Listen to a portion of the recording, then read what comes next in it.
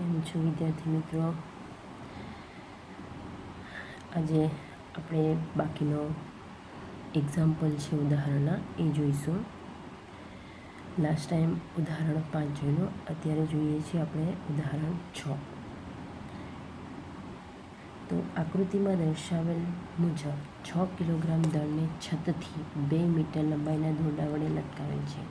દોરડાના મધ્યબિંદુ P એ 50 ન્યૂટનનું એક બળ સમક્ષિતિજ દિશામાં દર્શાવ્યા મુજબ લગાડવામાં આવે છે.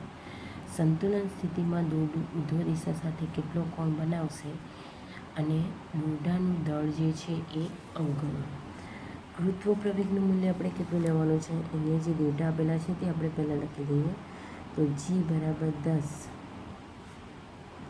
મીટર પર સેકન્ડ સ્ક્વેર અને જે પદાર્થ જે છે લટકાવેલો છે એનું વજન M બરાબર 6 kg.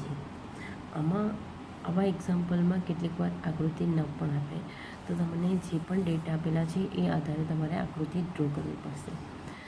ઓકે, તો આકૃતિમાં પહેલાં આપેલું છે કે 6 કિલોગ્રામ દળ જે છે એક આધાર ઉપરથી લટકાવેલું છે, છત પરથી 2 મીટર લંબાઈને. એટલે અહીંયાથી તમારું જે દોરડાની લંબાઈ છે એ 2 મીટર જેટલી છે ટોટલ. હવે દોરડાના મધ્યબિંદુ એટલે આ બિંદુને આપણે માનીએ P એ તમારું મધ્યબિંદુ છે.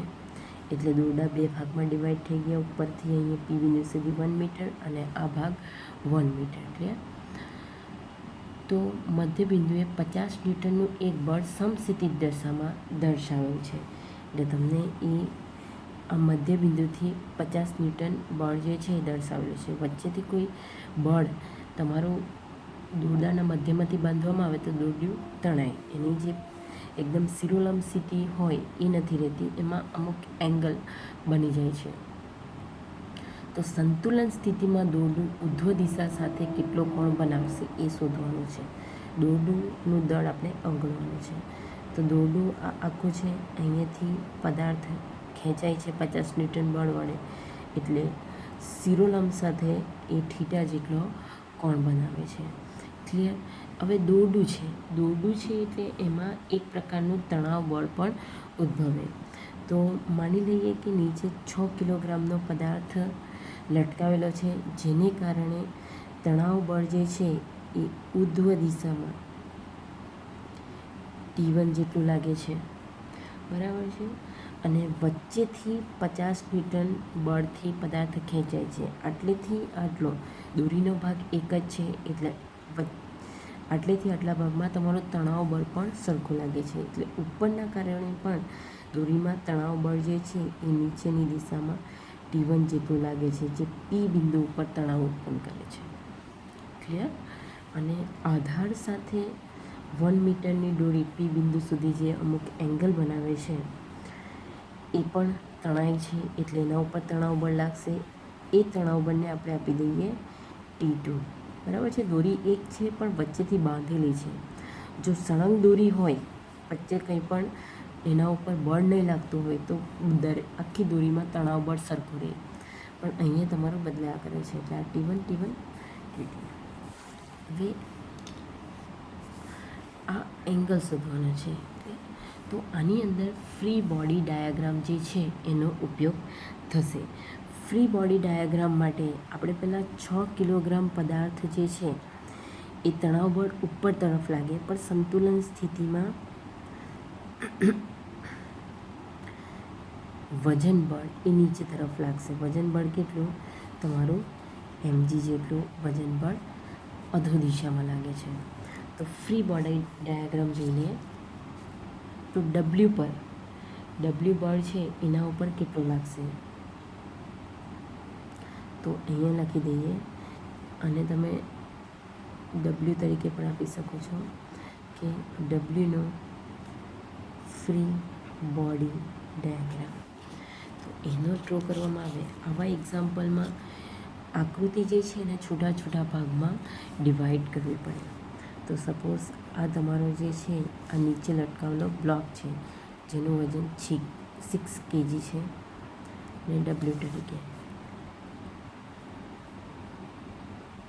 તો એનો દોરીનો ઉપરનો ભાગ છે અને તણાવ બળ નીચે તરફ W = mg જેટલું, અને તણાવ બળ જે છે એ ઉપરની તરફ T1 જેટલું લાગે છે. આ એક બોડી ડાયાગ્રામ છે. હવે બાકીનો ભાગ કેટલો રહ્યો? આટલો. એનો ફ્રી બોડી ડાયાગ્રામ ડ્રો કરીએ. તો P બિંદુનો ફ્રી બોડી ડાયાગ્રામ, આ તમારો A, આ B. P બિંદુનો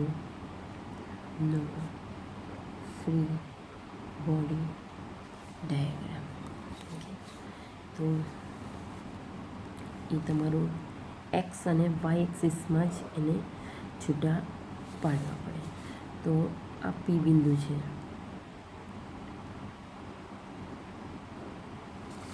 અહીંયાથી તમારું આ આધાર સાથે લટકેલું થીટા એંગલ, કેટલો એંગલ છે? થીટા. આ પોઈન્ટ્સ તમારો આધાર સાથે લટકેલો છે એવું તમે દોરો. થીટા P1 50 ન્યૂટન બળ કે આ તરફ લાગે છે, 50 ન્યૂટન. ક્લિયર? હવે થીટા જે પણ લાગે છે અને આના ઉપર જે લાગે છે એ તણાવ બળ લાગે છે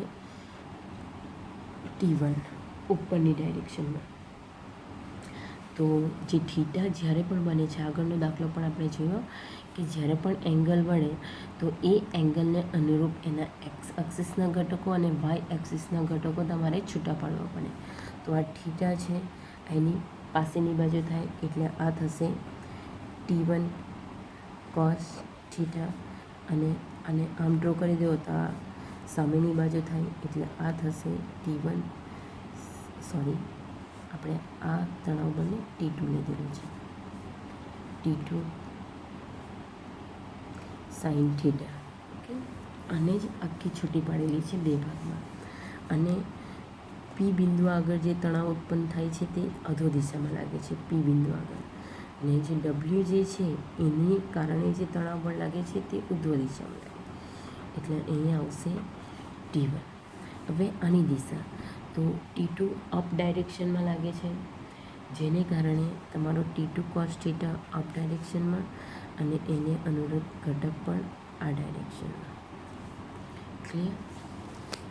આ બે વસ્તુ ક્લિયર થઈ ગઈ હોય તો આગળ જઈએ.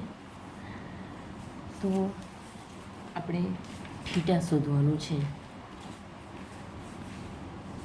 તો હવે ફ્રી બોડી ડાયાગ્રામ પરથી તો લખી દઈએ કે ફ્રી બોડી ડાયાગ્રામ પરથી તો પહેલો ડાયાગ્રામ એ પરથી શું થાય છે?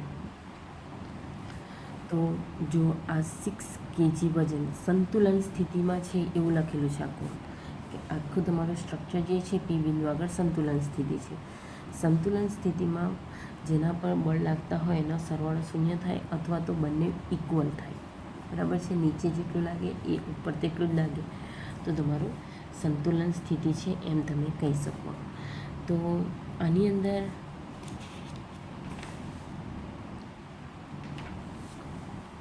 આપણે T1 લીધેલું છે એટલે T1 = આ બોડી ડાયાગ્રામ પરથી T1 ઉધ્વ દિશામાં લાગે છે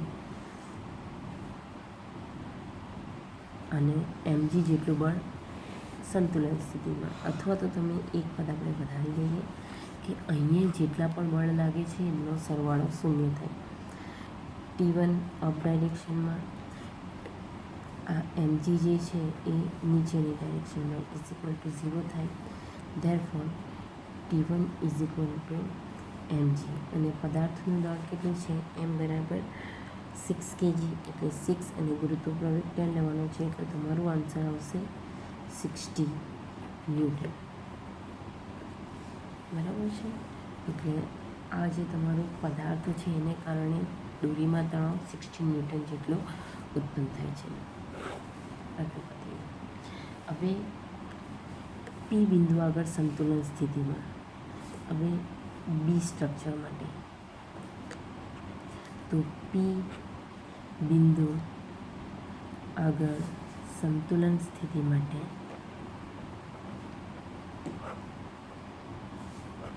P બિંદુ આગળ સંતુલન સ્થિતિ છે.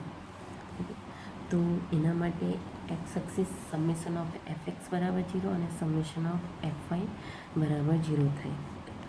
તો આ પોઈન્ટ્સ આગળ આ તમારો પી પોઈન્ટ એના એક્સ એક્સિસના ઘટકો લઈએ તો પીના સંતુલન માટે સંતુલન સ્થિતિ માટે એક્સ એક્સિસના ઘટકો તો એક્સ એક્સિસમાં છે T2 સાઇન થીટા અને 50 થીટા, બંને એકબીજાની અપોઝિટ ડાયરેક્શનમાં છે એટલે summation of F of x બરાબર 0. ધેરફોર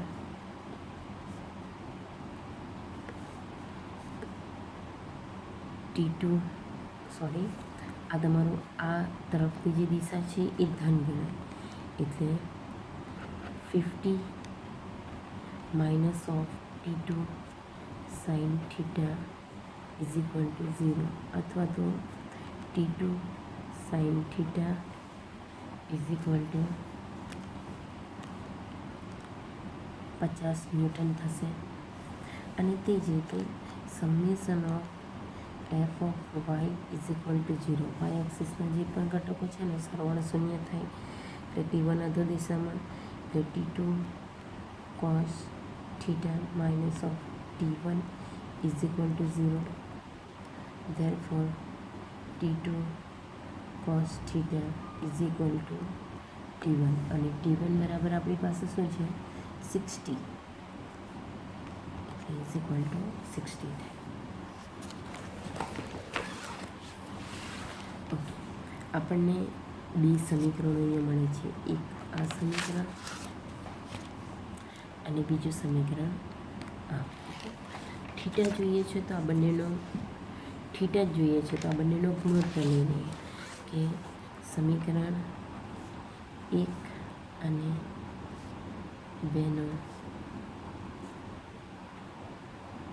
ગુણોત્તર લેતા એ બંનેનો ગુણોત્તર લઈએ એટલે તમારું થશે T2 sine theta divide by T2 cos theta is equal to 50/60. T2 cancel 0 0 cancel sine theta પણ કોસ થીટા બરાબર શું થાય tan થીટા.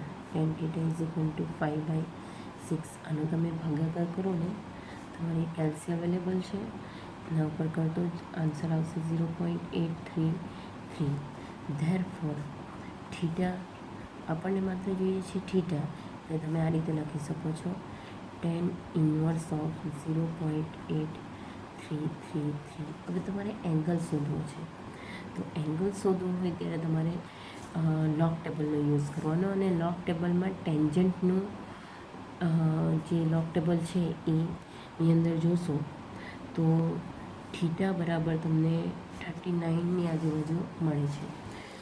જો તમારી પાસે લોગ ટેબલ નહીં અવેલેબલ હોય તો તમને જે પ્રાયોગિક આપવામાં આવેલી છે ભૌતિક વિજ્ઞાનની એની પાછળના પેજ પર તમને જોવા મળશે. અત્યારે હું તમને બતાવી દઉં છું કેવી રીતના શોધાય ટેન્જન્ટનું.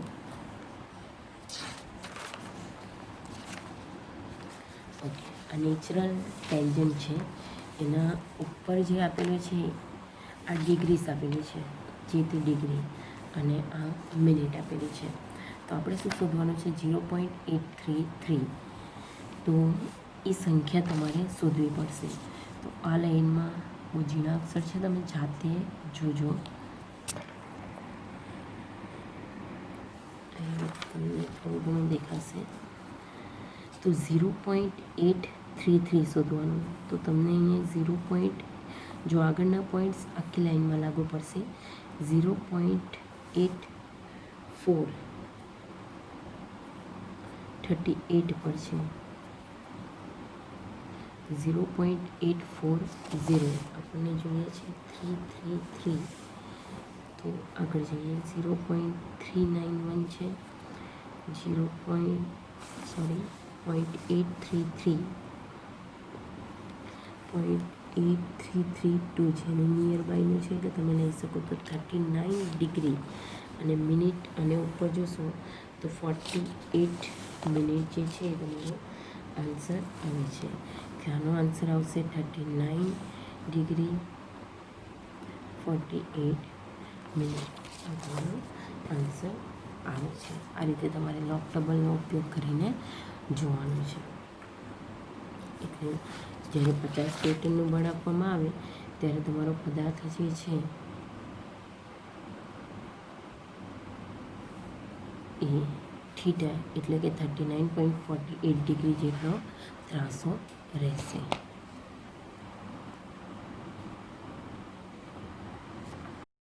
ઓકે, ઉદાહરણ 7 છે. બોક્સ અને ટ્રેનના તળિયા વચ્ચેનો સ્થિત ઘર્ષણાંક 0.15 હોય એટલે તમને μs બરાબર 0.15 આપેલો છે. તો ટ્રેનના તળિયા પર રહેલ બોક્સ સ્થિર રહે તે માટે ટ્રેનનો મહત્તમ પ્રવેગ શોધો. એટલે અમુક મહત્તમ પ્રવેગ જ્યાં સુધી રહેશે ત્યાં સુધી તમારો જે ટ્રેનના તળિયા પર બોક્સ છે એ સ્થિર અવસ્થામાં રહેશે, અને એના કરતાં પ્રવેગ વધી જાય તો બોક્સ પણ ધીરે ધીરે ખસવા લાગે છે. તો મહત્તમ પ્રવેગ શોધવાનો છે. તો સ્થિત ઘર્ષણાંક એટલે તમને જે છે સ્થિત ઘર્ષણ બળને લીધે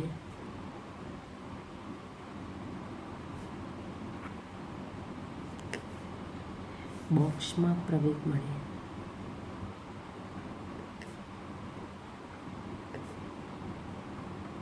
સ્થિત ઘર્ષણ બળને લીધે બોક્સમાં જે છે એ પ્રવેગ ઉત્પન્ન થાય છે. તો એ પ્રવેગ કેટલો હોય તો F(s) = m(a) બરાબર છે. જો સ્થિત ઘર્ષણાંકનું મૂલ્ય મેક્સિમમ થશે ત્યારે એમાં ઉત્પન્ન થતો પ્રવેગ પણ મેક્સિમમ થાય. તો આપણે સ્થિત ઘર્ષણાંક અને ઘર્ષણ બળ, સ્થિત ઘર્ષણ બળ માટેનું સૂત્ર પણ જાણીએ છીએ કે F(s) maximum = μs × n. n શું છે પાછું? લંબબળ છે. અને n બરાબર તમે લોકો જાણો જ છો કે એ mg થાય હંમેશા. લંબબળ એ જે છે તમારું નીચેની તરફ જે પણ બળ લાગે છે પદાર્થના વજન બળ એ લંબબળને સમતુલ્ય છે. હવે આ બે સમીકરણ સરખું જ છે તો આપણે સરખાવી શકીએ. અને 1 અને 2 પરથી m(a) maximum = μs × n. therefore a maximum = μs. n બરાબર આપણે લખી દઈએ mg / mm કેન્સલ એટલે તમારું સૂત્ર થશે μs × g. μsની કિંમત તમને આપી દીધેલી છે. કેટલી આપેલી છે? 0.15. અને g બરાબર ગુરુત્વ પ્રવેગ છે આપણે 10 લેવાનો છે. એક્ઝામ્પલની અંદર હંમેશા g બરાબર 10 મીટર/સેકન્ડ² છે એ લઈ લેવાનું. એટલે 0.15 × 10 તમારો આન્સર આવશે 1.5 મીટર/સેકન્ડ². આ તમારો એ મેક્સિમમ પ્રવેગ જે છે એ મેક્સિમમ આટલો આન્સર તમારો આવે છે ફાઇનલ. ક્લિયર? એટલે આવા દાખલા તો તમે ઇઝીલી કરી શકો છો. અને આવા દાખલા તમને 2 માર્ક્સમાં કે 1 માર્ક્સમાં પણ પૂછી શકે છે. MCQમાં પણ આ દાખલા જે છે એ તમારા આવે છે. હવે ઉદાહરણ 8 છે કે આકૃતિમાં દર્શાવ્યા મુજબ 4 કિલોગ્રામ દર આ જે પદાર્થ છે એ 4 kgનો છે. એક સમસ્થિતિ સમતલ પર રહેલ છે. સમતલને સમસ્થિતિ સાથે ક્રમશઃ ઢળતું કરતા. બરાબર છે. આ સમસ્થિતિ સમતલ છે. સમતલને ધીરે ધીરે ઢાળ આપતા. θ = 15 ડિગ્રીએ તમને θ બરાબર કેટલું આપેલું છે? 15 ડિગ્રીએ દળ ખસવાની શરૂઆત કરે છે. એટલે આ મેક્સિમમ θ આપેલો છે કે જ્યાં તમારું દળ છે એ ખસવાની શરૂઆત કરે છે. બ્લોક અને સપાટી વચ્ચેનો સ્થિત ઘર્ષણાંક કેટલો હશે? μs બરાબર કેટલું એ તમારે શોધવાનું છે. પદાર્થનું દળ કેટલું આપેલું છે? m બરાબર 4 kg. ઓકે, આકૃતિ પરથી હવે જોઈએ તો તમારું બ્લોકને જે સમક્ષિતિજ સપાટી છે ઢાળવાળી, એને લંબ ઘટક જે છે એ તમારો એન આવશે. એને લંબાણ તરીકે ઓળખવામાં આવે છે. અને આ જે સપાટી છે એને લંબ દિશામાં, બરાબર છે, આ જે છે લંબબળ એ તમારી ઢાળવાળી સપાટીને લંબ છે. જ્યારે mg જે બળ લાગે એ તમારી સમક્ષિતિજ સપાટીને લંબ હશે. એટલે આ રીતે આવે છે. એટલે આને જો સીધું લઈએ તો અહીંયા એક એંગલ થીટા બને છે. અથવા તો આને તમે અત્યારે આપણે શું આને વાય એક્સિસ તરીકે લઈએ છીએ અને આને એક્સ એક્સિસ તરીકે લઈએ છીએ. એટલા માટે જો આને આપણે એક્સ એક્સિસ તરીકે લઈએ તો લંબ બળ સાથે થીટા એંગલ બને. તમે કોઈ પણ રીતે આ દાખલો જે છે એક્ઝામ્પલ કરી શકો છો. ઓકે, તો અહીંયા આપણો થીટા જેટલો એંગલ બને છે. આ mg ઘટક છે તો એને અનુસાર તમારા વાય એક્સિસનો ઘટક કયો થશે? આ તમારી પાસેની બાજુ છે, અહીંયાથી આમ કરી દેવાનું, લંબ ડ્રો કરી પાસેની બાજુ થીટાની. એટલે આ થશે તમારું mg cos થીટા અને આ છે તમારી સામેની બાજુ, બરાબર છે. આને સમતુલે છે એટલા માટે આ થશે mg sin થીટા. દિશા નીચે તરફની છે એટલે બંને અધો નીચેની તરફ આવશે. હવે પદાર્થ ખસવાની શરૂઆત કરે છે કે થીટા મેક્સિમમ બરાબર 15 ડિગ્રી થાય ત્યારે તો ઘર્ષણ બળ કઈ દિશામાં લાગે છે? જે દિશામાં પદાર્થ ગતિ કરે એની અપોઝિટ ડાયરેક્શનમાં. એટલે ઘર્ષણ બળ તમને આ દિશામાં લાગશે, સ્થિત ઘર્ષણ બળ. અને મેક્સિમમ જ્યારે લાગશે ત્યારે પદાર્થ ખસવાની શરૂઆત કરે છે. હવે આની અંદર બ્લોકના સંતુલન માટે, કે બ્લોક જે છે એ સંતુલન હોય ત્યારે આકૃતિ પરથી તમને જે આકૃતિ આપેલી છે એના ઉપરથી આપણે જે બનાવી છે ફ્રી બનાવી, તો એના આ તમારી એક્સ એક્સિસ અને આ જે છે એ વાય એક્સિસ થાય. તો એક્સ એક્સિસ પર પદાર્થ સંતુલન સ્થિતિ ક્યારે? તો fs બરાબર mg sin થીટા થાય ત્યારે. એટલે તમારું એક આવી જશે કે mg sin theta is equal to f. હું ડાયરેક્ટ લખું છું. Okay, mg sin theta is equal to f of s. નહીં તો તમે લખી શકો છો કે એક્સ એક્સિસ પર જે પણ બળ લાગે છે એનો સરવાળો 0. એટલે fs minus mg sin theta is equal to 0. એટલે ફાઇનલી થાય તમારું mg sin theta is equal to fs.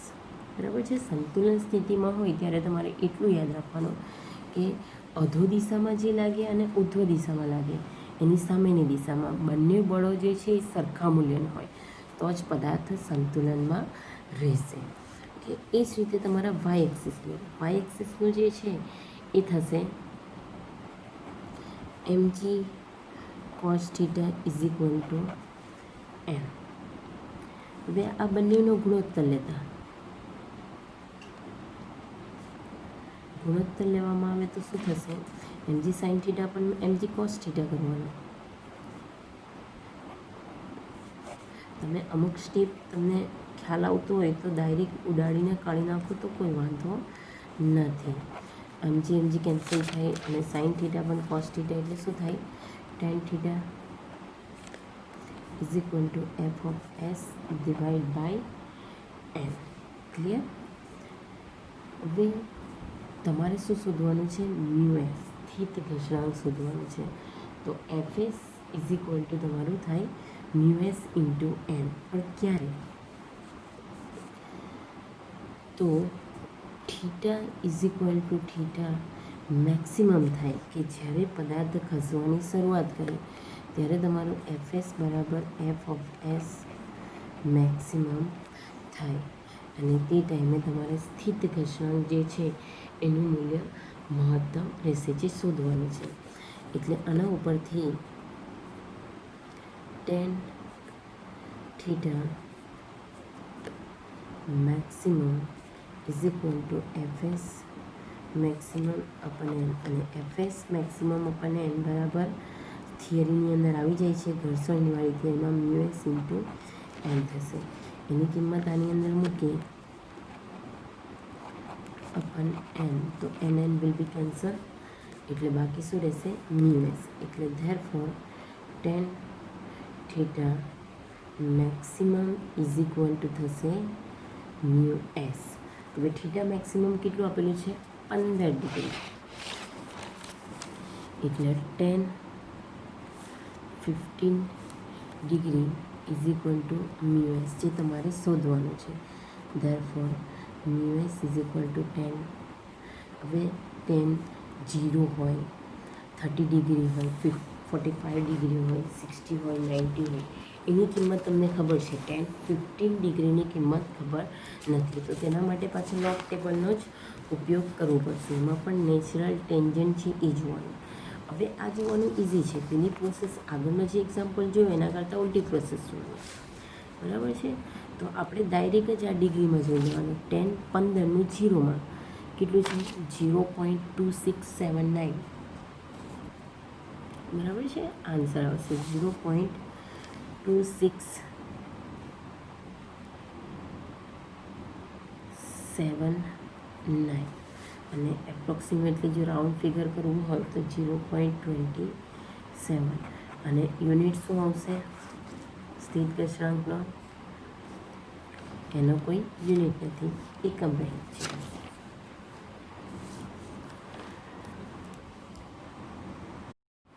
Okay, હવે નેક્સ્ટ દાખલો છે કે આકૃતિમાં દર્શાવેલ ટ્રોલી અને સપાટી વચ્ચેનો ગતિક ઘર્ષણાંક, ટ્રોલી અને આ સપાટી વચ્ચેનો સતત ઘર્ષણાંક મ્યુ કે બરાબર 0.04 હોય, તો બ્લોક અને ટ્રોલી અને આ બ્લોક લટકાવેલ છે તે એ તંત્રનો પ્રવેગ કેટલો હશે? દોરીમાં કેટલું તણાવ ઉત્પન્ન થતું હશે? એટલે આખા તંત્રનો તમારે પ્રવેગ શોધવાનો છે અને તણાવ બળ શોધવાનું છે. આ દોરી જે છે ને ઘરઘડી વડે બીજે બ્લોક સાથે જોડેલી છે, ટ્રોલી અને બ્લોક. ઓકે, એટલે અહીંયા ટ્રોલીનું દળ એને કેપિટલ M બરાબર આપી દઈએ 20 kg. અને આ જે બ્લોક જે છે સ્મોલ m આપી દઈએ બરાબર 3 kg. આ થયું સ્મોલ m, આ થયું કેપિટલ M. હવે આની અંદર પણ તમારે ફ્રી બોડી ડાયાગ્રામ જે છે એનો ઉપયોગ કરીને જ આપણો દાખલો સોલ્વ કરવો પડે. એમ તો નહીં ડ્રો કરો તો પણ વાંધો નહીં, તમને જો ખ્યાલ આવતો હોય તો. જો હવે આની અંદર બરાબર સમજો કે દોરી એક જ છે અને ઘરઘડી સાથે જોડેલી છે, એટલે બીજું કોઈ વચ્ચે બળ આવતું નથી. એટલે દોરીમાં અહીંયા જેટલું તણાવ બળ લાગશે એટલું જ અહીંયા પણ તણાવ બળ લાગશે. અને એક જ દોરી વડે બ્લોક અને ટ્રોલીને જોડેલું છે, એટલે આખી દોરીમાં ઉદ્ભવતો પ્રવેગ જે છે એ પણ સેમ જ હશે. આ ટ્રોલી અને બ્લોકના સંયુક્ત તંત્રોનો પ્રવેગ છે એનું મૂલ્ય જે છે એ તમારું સમાન રહે છે.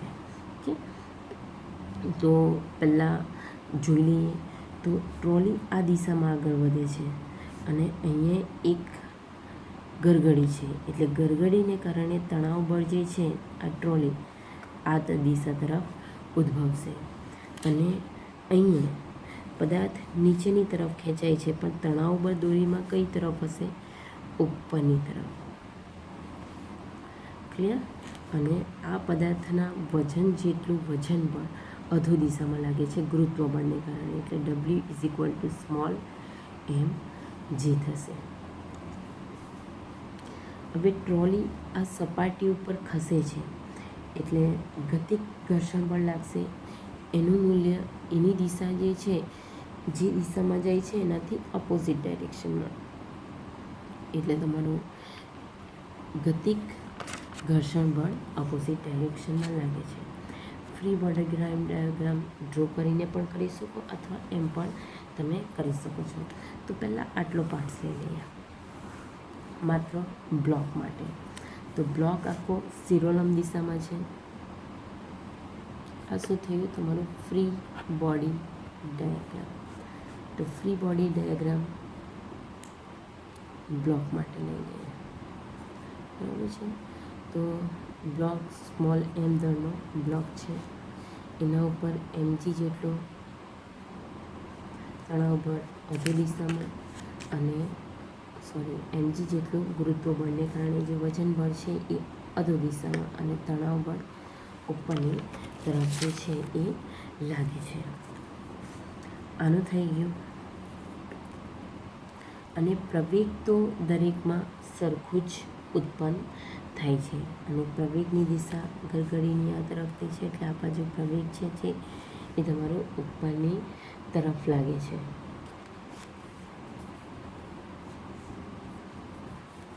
અને બીજો આ તમારો એ થઈ ગયો ફ્રી બોડી ડાયાગ્રામ. હવે આટલા પાર્ટ્સનો ડ્રો કરીએ.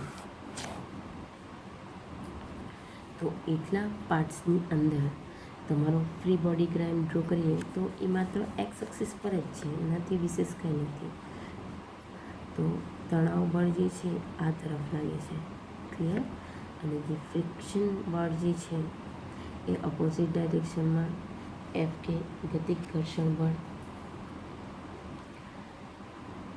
એ લાગે છે. અને પદાર્થનો કેપિટલ એમ દળ એટલે કે 20 kgનો પદાર્થ છે, અહીંયા તમારો કેટલો છે 3 kgનો. પદાર્થ જે છે એ તમારો છે.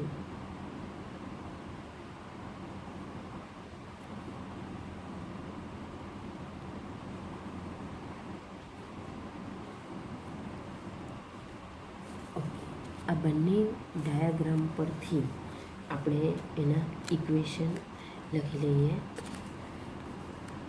હવે આ બંને પદાર્થ પરના પ્રવેગનું મૂલ્ય જે છે એ સમાન થાય.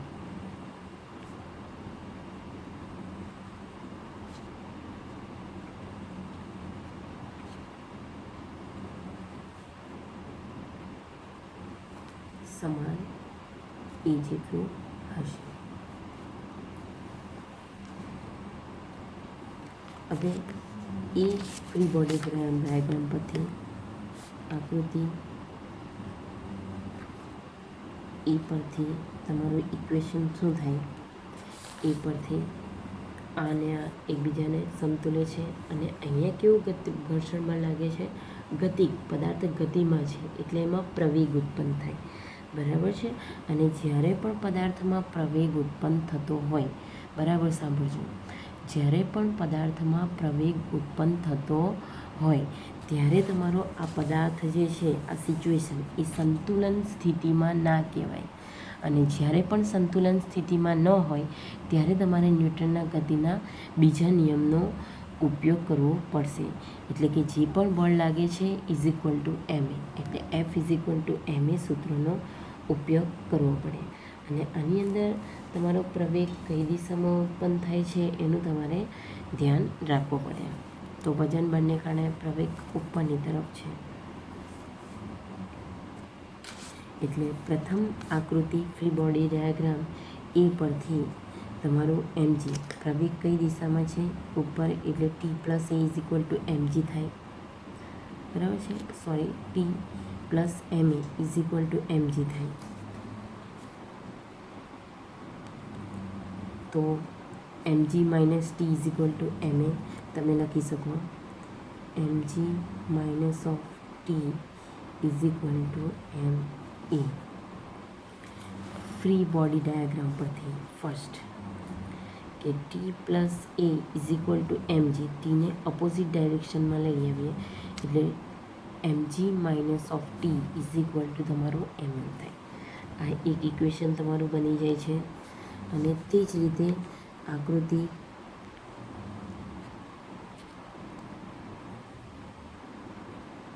બી પરથી તમારું ઇક્વેશન શું થશે, તો ટી માઇનસ એફ કે થાય, બરાબર છે. અને આ ડાયરેક્શન છે એટલે એકમાંથી બીજું તમારું બાદ જ થાય.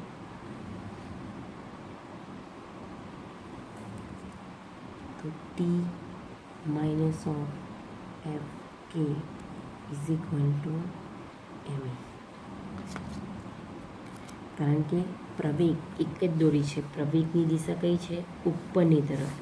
એટલે આમાં પણ તમારો પ્રવેગ જે છે એક જ દોરી છે એટલે પ્રવેગ આ તરફ રહેશે, બરાબર છે. એટલે એફ કે plus A is equal two T થાય, એટલે ટી માઇનસ એફ કે ઇઝ ઇક્વલ ટુ એમ એ થાય. આ વસ્તુ થોડુંક ધ્યાનથી સમજો તો સોલ્વ થશે. સોરી, અહીંયા આવશે તમારો કેપિટલ એમ, કેમ કે કેપિટલ એમ દળનો પદાર્થ છે. આ સમીકરણ 1, આ સમીકરણ 2. એને આપણે થોડુંક પાછળ લઈ લઈએ, પછી સેમ સમીકરણ 1 અને 2 લખી દઈએ, કેમ કે તો ગણતરી કરવામાં થોડું સારું રહેશે. તો પહેલું ઇક્વેશન શું જોયું કે M G minus of T is equal to M. આની અંદર કિંમત મૂકી દઈએ તો એમ જી બરાબર 3 છે, 3 ગુણ્યા 10 માઇનસ ઓફ તણાવ બળ શોધવાનું છે, અને એમ એ બરાબર 3a, એટલે તમારું થશે 30 minus of T is equal two 3a. આ એક સમીકરણ થઈ ગયું. અને આકૃતિ બી પરથી આપણે કયું લીધું હતું સમીકરણ કે ટી માઇનસ ઓફ એફ કે is equal to M, capital M, sorry મારી ભૂલ થાય કરે છે, કેપિટલ એમ એ. તો ટી માઇનસ એફ કે બરાબર શું આવે, કારણ કે ગતિક કષણાંક આપી દીધો છે mu K into N is equal to capital of M A, અને એન બરાબર શું થાય M G good T minus of mu K capital M G M A. હવે તમારી જે પણ કિંમત છે એ મૂકી દઈએ. ઈ માઇનસ મ્યુ કે બરાબર કેટલું આપેલું છે 0.04 ગુણ્યા એમ બરાબર તમારું 20 kg છે, અને ગુણ્યા જી બરાબર 10, એટલે ઇઝ ઇક્વલ ટુ 20a, એટલે થશે ટી માઇનસ ઓફ, બધાનો ગુણાકાર કરો તો કેટલો આન્સર આવે 4 દુના 8, આ મીંડા ડિવાઈડ બાય 100 લખી જાય તો ટી માઇનસ ઓફ 8 આવશે, અને 20a, અને આપી દઈએ સમીકરણ 2. તો સમીકરણ 1 અને 2ને તમારે સોલ્વ કરવાનું છે, ઉકેલી લેવાનું છે, તો તમને ઓટોમેટિક આન્સર જે છે એ મળી જશે. એટલે સમીકરણ 1 અને 2 પરથી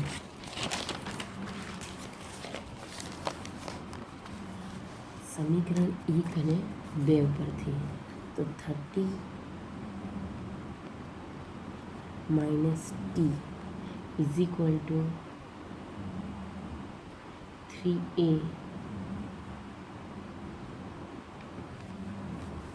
અને આ જે છે તે ઓલ્ટરનેટ કરી નાખીએ, -8 plus T is equal two 20a. આ બંનેનો સરવાળો કરીએ, વસ્તુ તમે જોઈ રહ્યા છે, બંનેનો સરવાળો કરીએ તો આ કેન્સલ થઈ જાય, 30માંથી 8 જશે એટલે તમારે આવશે 22, ને આ થશે 23a. ધેરફોર એની કિંમત કેટલી આવી 22 ડિવાઈડ બાય 23. અને તમારે પોઈન્ટ્સમાં લખવું હોય તો લખી શકાય, અને નહીં લખો તો પણ એટલું બધું કોઈ વાંધો આવતો નથી, પણ તમારી કેલ્સી અલાવ છે, એટલે તમે ફટાફટ ગણતરી કરીને લખી શકો છો. આન્સર આવશે 9565. એપ્રોક્સિમેટલી તમે આ રીતે લખી શકો 0.96 રાઉન્ડ ફિગર કરીએ તો ઇઝ ઇક્વલ ટુ મીટર પર સેકન્ડ સ્ક્વેર.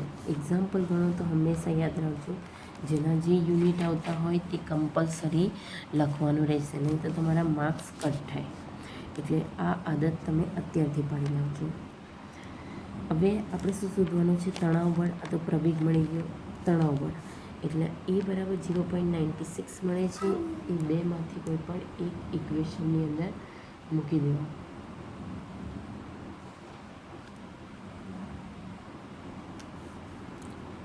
તો સમીકરણ 1 અથવા 2 તમે કોઈ પણનો ઉપયોગ કરી શકો. તો આપણે સમીકરણ 1માં મૂકી દઈએ કે સમીકરણ 1 પરથી અને એની કિંમત એની અંદર મૂકવામાં આવે તો 30 minus of T is equal two 3 ગુણ્યા 0.96 ઓકે, તો આને તમે સોલ્વ કરો એટલે તમારો આન્સર T બરાબર 27.12 ન્યૂટન આવશે. જાતે સોલ્વ કરજો. એટલે તણાવ બળ છે વન ટાઈપ ઓફ ફોર્સ, એટલે એનો યુનિટ પણ ન્યૂટન આવે છે. એટલે બાકીનું સોલ્વ કરજો. આટલા તમારા એક્ઝામ્પલ છે. ઓકે, તો આપણે અત્યારે આટલા એક્ઝામ્પલ ઇનફ રાખીએ. બાકીના જે 3 એક્ઝામ્પલ બાકી છે ઉદાહરણના દાખલા, એ આપણે પછી જોઈશું, અને પછી સ્વાધ્યાયના દાખલા પણ જોઈ લઈશું. ઓકે, તો આટલું સમજીને વ્યવસ્થિત તમારી નોટબુકમાં લખવાનું રહેશે. Okay, by.